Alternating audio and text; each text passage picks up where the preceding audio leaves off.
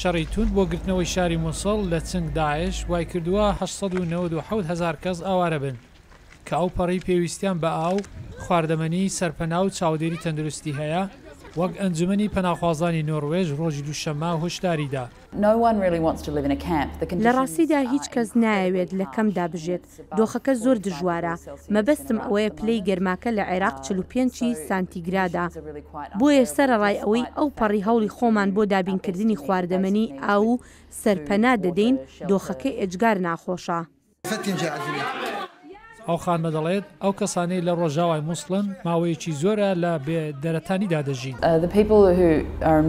ئەو خەڵکی لە ڕۆژاوای مووسڵن یان لەم دواییانە ئاوارەی ئەو شوێنە بوونە ماوەی چەندین مانگە، دەورەیان گیراوە و خواردەمەنی ئاو و سەرپەنایان لێبڕاوە، بۆیە کاتێک ئاوارە دەبن پێویستێکی زۆریان بۆ ئەو یارمەتیانە هەیە.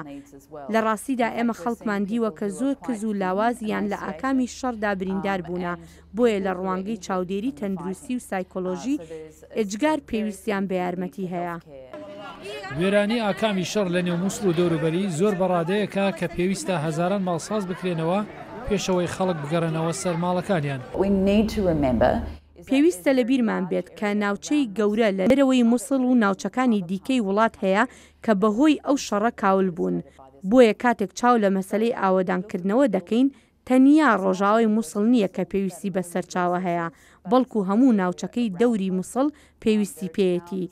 شارۆچکەی وا هەن کە سەدان هەزار کەس و خێوەتی لێ هەن. هێزەکانی عێراق دووشەممە هێدی پێشڕەویان کرد بۆ ئەوەی دوایین سەنگەرەکانی مووسڵ لە دەستی داعیشەکان بێنە دەرێ.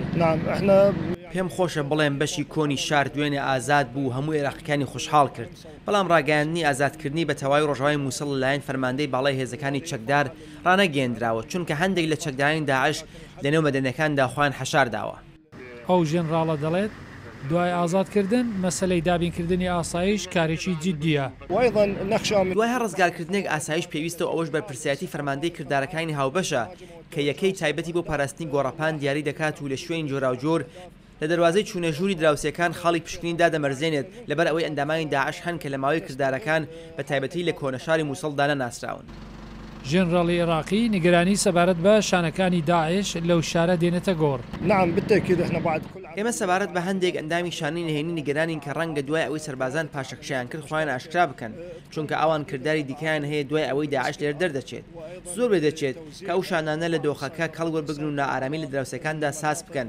هەروها پلانێکی دوای ئازادکردن هەیە کە ئامادە کراوە ئاسایش و سەقامگیری لە ئەو ناوچانەدا دابین بکات. مووسڵ وەک دووهەمین شاری گەورە لە ساڵی 2004دا کەوتە دەستی توندڕەوانی عێراق و سووریا و خەلافەتی لێدامەزرا.